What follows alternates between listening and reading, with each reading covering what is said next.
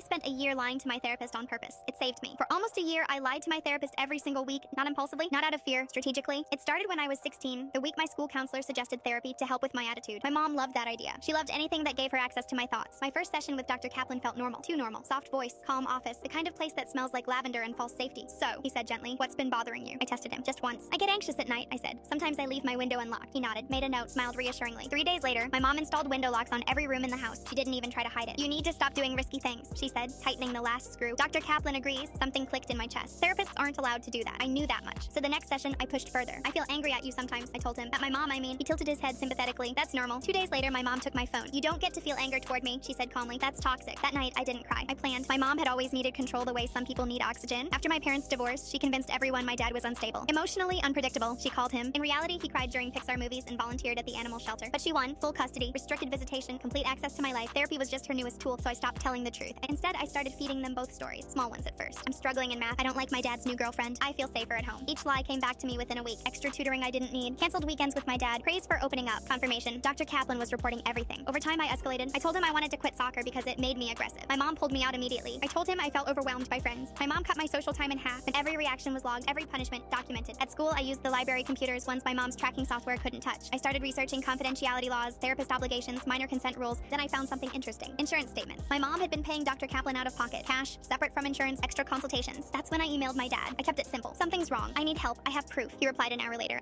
I'm listening. For months, we coordinated quietly. I told my therapist I felt unsafe with my dad. My mom rewarded me with a new laptop. I told him I was afraid of independence. My mom canceled my driver's ed, all while my real grades stayed perfect. My real relationship stayed intact. They thought I was spiraling. I was building a case, and finally I asked for a family session. My mom was thrilled. She wore her concerned parent face all the way to the office. Dr. Kaplan started as usual. She's been showing increased defiance, he said. Withdrawal, distorted thinking. My mom nodded dramatically. I just want what's best for her, she sighed. I sat there quietly. Then the door opened. Dr. Kaplan frowned. We're in session. My dad walked in anyway. I know, he said calmly. I'm allowed to be. My mom shut up. Get out. This is private. Actually, I said, standing. He has legal rights to attend. I checked. The room went silent. My mom's face tightened. What are you doing? I pulled a folder from my backpack and placed it on the table. Payment records, emails, and session notes copied word for word into my mom's messages. I stopped telling the truth almost a year ago, I said evenly. And you repeated every lie. Dr. Kaplan's hands started shaking. My dad spoke next. We've already filed complaints with the licensing board, he said, and a motion for custody modification. My mom lunged toward me. You manipulated everyone, she hissed. I stepped back. No, I said. I protected myself. Dr. Kaplan tried to speak. There's context. Save it, my dad said. Your lawyer will hear it. We walked out together. In the parking lot, my dad looked at me for a long moment. You shouldn't have had to be that smart to survive, he said quietly. I shrugged. I learned from the best. That night, I slept without window locks.